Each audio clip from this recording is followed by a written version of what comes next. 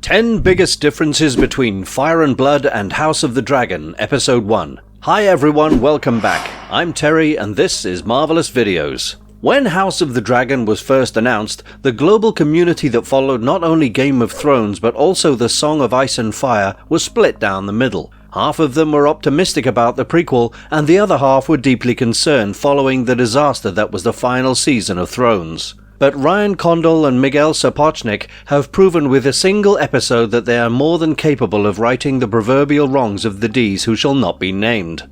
The Heirs of the Dragon was everything that it should have been and then some. But for those who are expecting it to be a word-for-word adaptation of Fire and Blood, you might end up being slightly disappointed. Because, as is the case with every adaptation, there are some big differences between the source material and its on-screen depiction. So without further ado, these are the 10 biggest differences between Fire and Blood and House of the Dragon Episode 1. And before you go any further, this is your spoiler warning. Before we go into our explanation, we have a very small request. If you like our content, please support us by subscribing to our channel. This is a small click for you, but for us it means a lot. Thank you. Now let's begin. Over 1,000 lords made the journey to Harrenhal. King Jaehaerys wasn't present at the final deliberations of the Great Council of 101 AC in the books. The opening scene of House of the Dragon manages to perfectly capture the essence of what this show is going to be all about. A tense and salacious political drama that'll see one royal family tear itself apart. But as the camera pans to show us the haunted halls of Harrenhal and the 1,000 lords gathered within it, one member of the royal family is conspicuous not by his absence, but by his presence. Scottish actor Michael Carter's portrayal of King Jaehaerys isn't a long one. In fact, Jaehaerys doesn't even have a single line of dialogue in the one scene that he has in the show, so far. But the fact that he was there at the Great Council is a major departure from Fire and Blood in itself. Because although the old king had called for the meeting, he didn't attend to the final vote himself. He simply honoured the result that was presented to him as it favoured his chosen heir anyway. By 101 AC, Jaehaerys was too old and grief-stricken to manage running his kingdom properly. He'd suffered the deaths of his sister wife and his son and heir in quick succession, and was left surrounded by strange faces even on his own council. All his trusted advisors were gone too, and after 101 AC, Jaehaerys had started losing his wits and was bedbound. During his final years, the young lady Alicent tended to Jaehaerys and would read to him, help bathe him, and do all sorts of tasks, making her the old king's constant companion. The old king passed away in 103 AC in his bed, as Alicent read his best friend Septon Barth's book A Natural History to him. Jaehaerys attending the council is a great addition to the show in our opinion because 1. The scene itself looked like the definition of regal as it should have, and 2. Having Jaehaerys present for the decisive matter of the succession of a lineage which, if not checked, would end up destroying itself, added the weight that such an important issue demands. And speaking of the important issue, let's talk about the claimants. Rhaenys Targaryen, the king's eldest descendant, and her younger cousin, Prince Viserys Targaryen. Viserys competes against Rhaenys, not Laena, for the throne in House of the Dragon. This might seem like a small thing to viewers, but it makes all the difference in the world when it comes to the matters of Westerosi politics. The opening sequence of House of the Dragon clearly establishes the fact that the succession contest was being fought between Rhaenys, the eldest living heir of Jaehaerys, and Viserys, the eldest living male heir of the old king. Through the proclamation that 14 claims were heard and deliberated upon during the Great Council made by one of the Maesters is taken directly from the books, the final 2 aren't. In Fire and Blood, the succession contest that eventually ended up dividing the House of the Dragon was held between Viserys and Prince Rhaenys' son Laenor. The concept of male primogeniture is key to this distinction. In medieval feudal societies, inheritance was usually granted as a right only to the male successors of a family. This went for property and kingdom alike, and because Laenor was 7 years old by the time the Great Council was convened, he was an eligible candidate thanks to his matrilineal lineage. Rhaenys' father was Jaehaerys' first heir, Prince Aemon, and when she was born, Queen Alysanne had proclaimed her Westeros' queen-to-be, but Jaehaerys picked Balon, his next eldest male child, as his heir instead. The gender dynamics of succession remained a bitter poison in what was an otherwise perfect marriage between Jaehaerys and Alysanne, and it would also become the reason for some of their major quarrels. When the Great Council was finally convened, Rhaenys' husband and Laenor's father, Lord Corlys Valerian, used his wealth and political influence to get their son's claim some major support. House Baratheon, Rhaenys' mother's family, was also backing Laenor Valerian. So were many houses from the north and the Riverlands, but in the end, Laenor lost 1-20 to Prince Viserys. Making the switch to Rhaenys not only makes sense, given that it looks like Laenor and Laena were both born after the Great Council in the show, but also because it gives a lot of weight to Queen Alysanne's views. She was one of the greatest queens Westeros had ever known, effectively sharing her husband's rule with him, and was the source of many of Jaehaerys' more celebrated policies. The fact that the show pitted Rhaenys against Viserys instead of Laenor not only honours Alysanne's choice, but also shows the divide between her and Jaehaerys in a show-not-tell kind of fashion. It's a detail that only someone who has read Fire and Blood would pick up on, but it's a cool one nonetheless.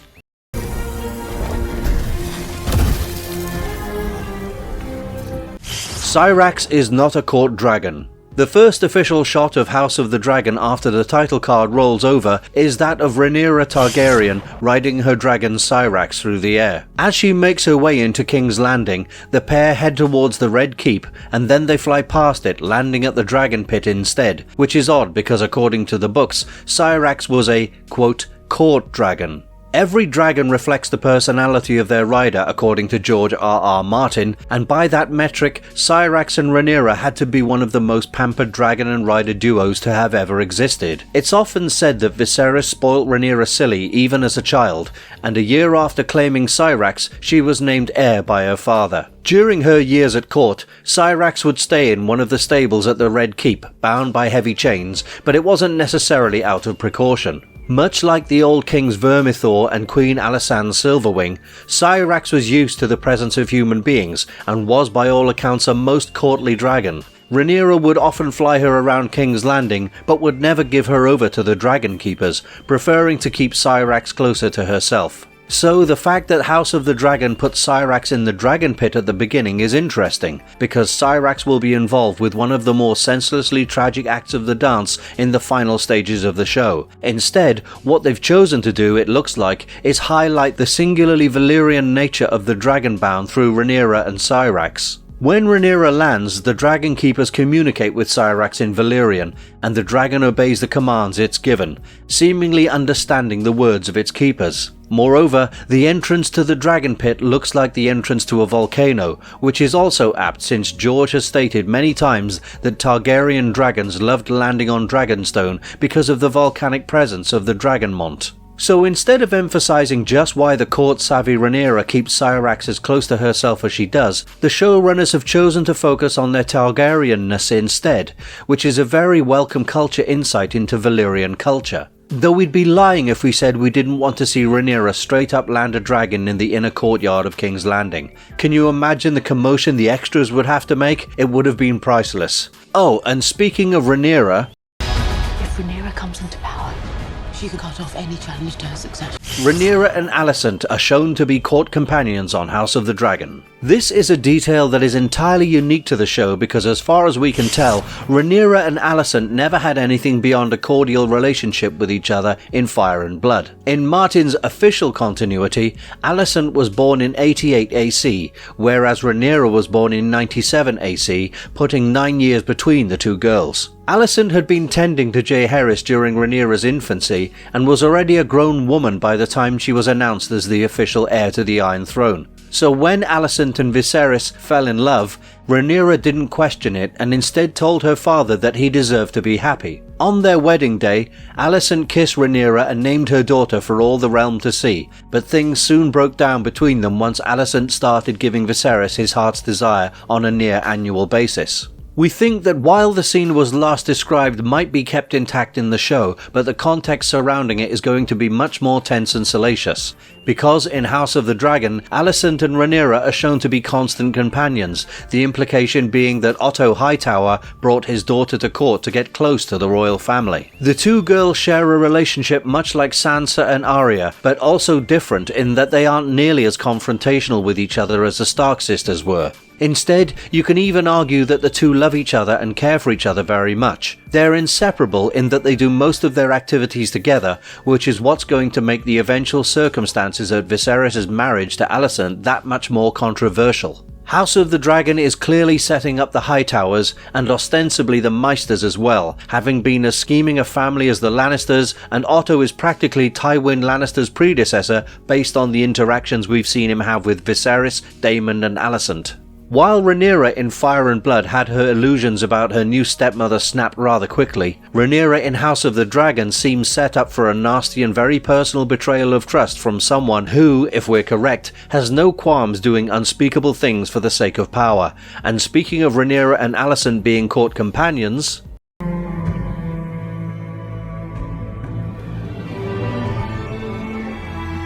House of the Dragon's timeline and character relations are a bit all over the shop.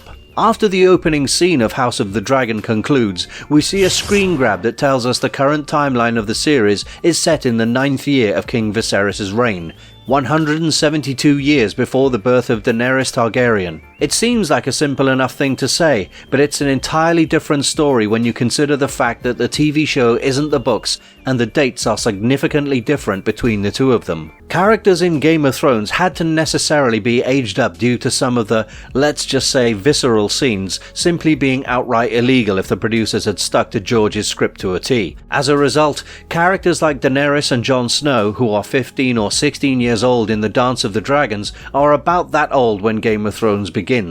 So Daenerys' birthday is a bit of a toss-up, because if it was 284 AC, like in the A Song of Ice and Fire continuity, then House of the Dragon would canonically be set in 112 AC.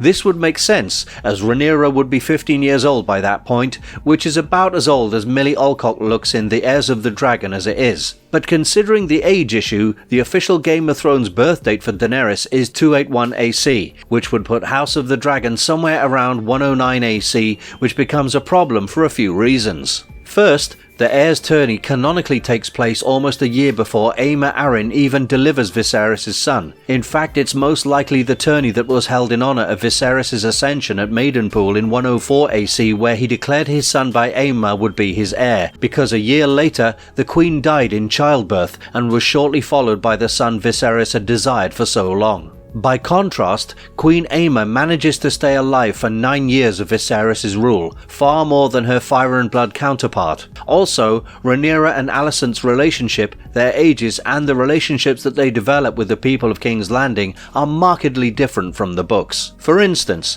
Jaehaerys' final 2 years were spent mistaking Alicent for his estranged daughter Sarah, but if we are correct about the show's timeline being 109 or 110 AC, then that would imply that Viserys succeeded his grandfather immediately after the Great Council's conclusion. The fact that Alicent carries a book with her to read to the king might be a nod to this condensation of events. And the Triarchy is also merely mentioned by Lord Corlys as a potential threat at a small council meeting, where in the books they were one of Westeros' biggest naval enemies by this point. So you can see that certain liberties have been taken when it comes to chronology and character relations, especially with regards to the royal family. Though most of the major events remain the same, they've been workshopped around to fit a more linear timeline than the sprawling tome that is George's original creation. And speaking of changes to chronology and continuity, one of the biggest changes from the book to show is sitting on Viserys' small council.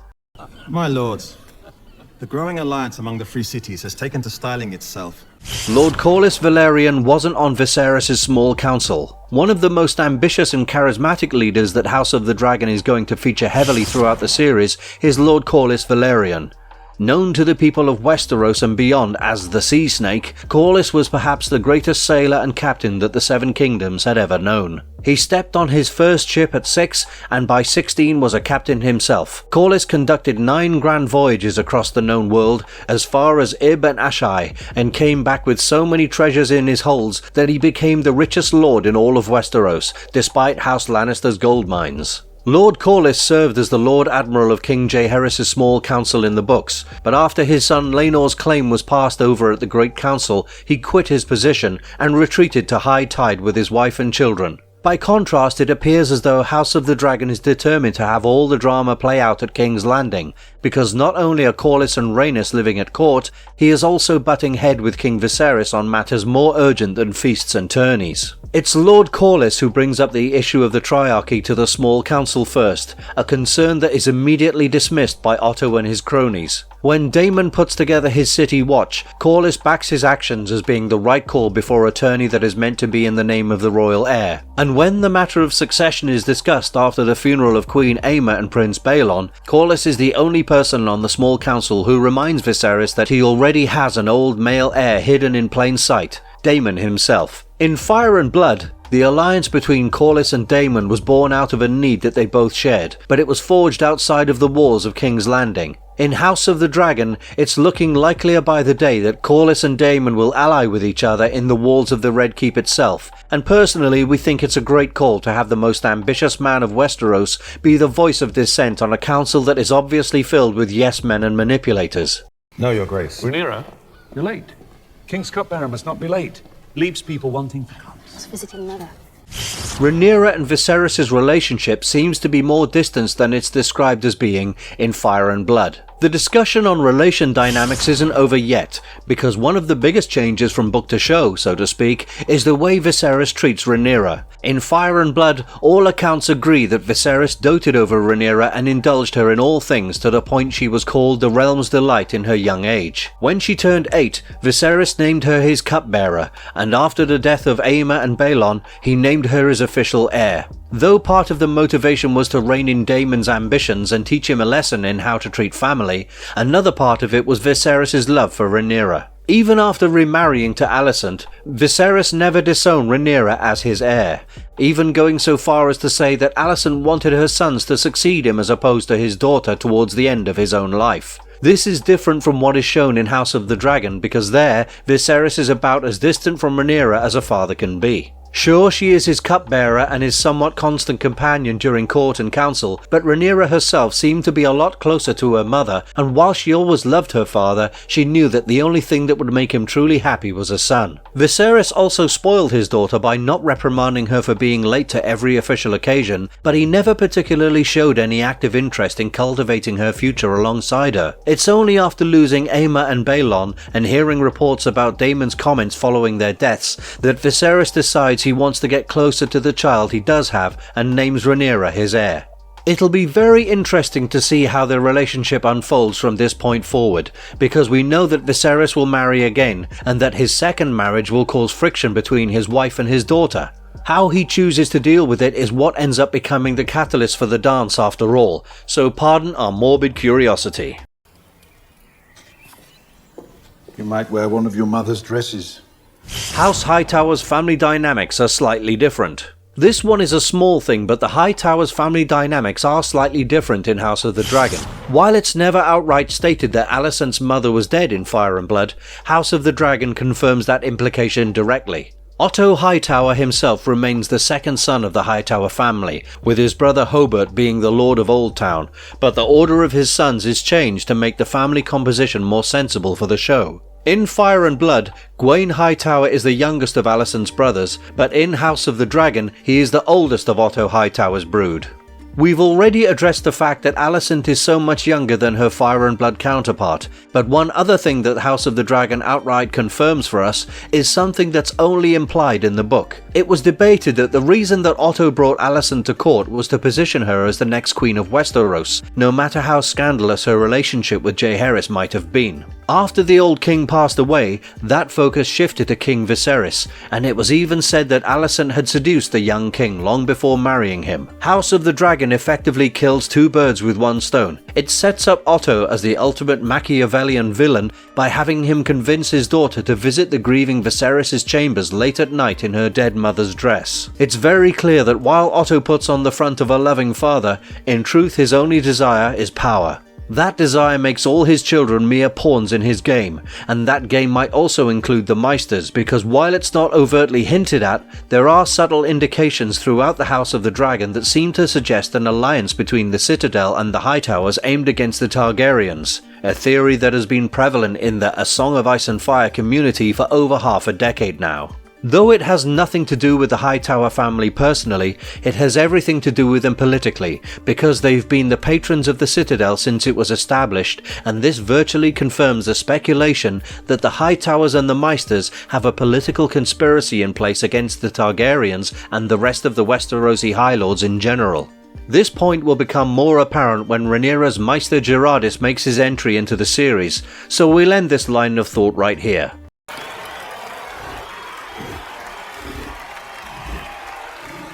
Daemon vs Kristen Cole was more organised in Fire and Blood. Though the cocksure showdown between Prince Daemon Targaryen and Sir Kristen Cole was everything it should have been, it did happen a bit differently than the events described in Fire and Blood. There it is said that Cole defeated Daemon twice separately, once in the melee competition and once during the joust, which earned him his place in the Kingsguard of Viserys Targaryen and the distinction of becoming Rhaenyra's personal White Knight. A melee competition is highly structured with several rounds that end only after multiple opponents have been defeated, and Ryan and Miguel did a great job of showing us just how an actual joust works. None of those non-splintering lances from Season 1 of Game of Thrones were used in House of the Dragon's production, obviously. In the show, they turned the contest between Daemon and Kristen into sort of a callback to Loras Tyrell unhorsing the Mounting and the preview of Clegane Bowl before it actually happened in Season 8. Daemon, after being unhorsed by the known Kristen Cole, went after him with Dark Sister and was instantly defeated by the Marcher Knight yet again, thanks to his trusty Morningstar. It'll be very interesting to see how their relationship unfolds as the season progresses, because in Fire and Blood, Daemon and Kristen end up becoming the objects of affection of one of the most important women in Westerosi history, and the choices all parties involved end up making add fuel to the sparking embers of the Dance with Gusto. Aegon foresaw the end of the world of men. It is to begin with a terrible winter. All of the prophecies. And we end this list with an entry that feels like a bit of a cop-out, but is also the most blatant difference from book to screen, that being all of the prophecies that we hear in The Heirs of the Dragon. The Targaryen family has been known to have prophetic dreams since before the doom of Valyria. In fact, it was Daenys the Dreamer's dreams that saved them from the doom and made them the only living dragon lords in the world, so dreams are an important part of their lives. Because Fire and Blood is a Meister's account of the first 150 years of Targaryen rule, it's decidedly unreliable. And if you've seen Game of Thrones and not read George's books, then you'd be forgiven for thinking that Daenerys was the only one who had dragon dreams in the main timeline. But the fact is, all Targaryens possess some degree of clairvoyance and have dreams that can describe either current events or things that are going to happen far into the future. House of the Dragon's first episode gave us the lowdown on just how deep this ability runs by giving us not one, but two prophecies that have shaped or will shape the course of Westerosi society. The first is a dream Viserys recalls to his wife Aemma while she's preparing for birth. He tells his wife that he saw his son come out of her wearing a crown, and when he placed the boy upon the Iron Throne, all the dragons roared as one. Viserys interpreted this to mean his son would become as great as his own grandsire. Instead, it was an implication of mourning, and the dragons roared in his dream not out of joy, but out of grief over the deaths of Aemma and Balon. This goes to show you just how tricky interpreting dreams and visions can be. They are high risk and high reward, just like most magic in George's world. The second is a prophecy handed down to the Targaryen kings since the conquest and has more far-reaching consequences than the dance, because according to Viserys, Aegon Targaryen conquered Westeros because he foresaw the Second Long Night and realized that only a Targaryen king could effectively tackle such an event. So he set his sights to the west of Dragonstone, conquered 6 kingdoms and opened diplomatic channels with the 7th, and unified the western continent into one powerhouse that could fight the War for the Dawn 2.0 unencumbered by petty politics. This prophecy was called the Song of Ice and Fire by the Conqueror and has been passed down from king to heir since the Iron Throne was established. In a single episode, House of the Dragon managed to portray just how important the power of prophecy was for the Targaryens, and we suspect that it'll will continue to feature heavily throughout the series. Not only that, we might end up seeing some honest-to-God Dragonlord magic if House of the Dragon dares to indulge some of the nastier parts of Fire and Blood. Needless to say, we're lapping up every drop of content that Ryan and Miguel are throwing our way, not just because it all looks and feels amazing, but because finally, someone who respects the source material has a chance to have a go at adapting it to his heart's content. The Prince Viserys Targaryen remain Prince. Marvelous verdict. The changes from Fire and Blood to House of the Dragon are several, and in no way insignificant, but they don't take away from the essence of the story. Episode 1 of House of the Dragon gave you everything you needed to know about the coming conflict without ever being too gratuitous or in your face about any of it, and that's probably what made it work so well for us. Personally, we can't wait to see how the remaining 9 episodes adapt George's work, because while the differences are subtle, they are there for sure, and we don't want to stop covering them anytime soon. And with Ryan and Miguel, some of the best creative minds to have worked on Game of Thrones, at the helm of the project, we are confident that they can pull off a nuanced cinematic retelling of the most brutal civil war in Westerosi history. All that's left for us to do is to wait and to watch. If you liked our content, don't forget to leave a like and subscribe to us if you haven't already. Have a good one. Thanks for watching, and see you next time. Protector of the realm. You hereby name Rhaenyra Targaryen, Princess of Dragonstone.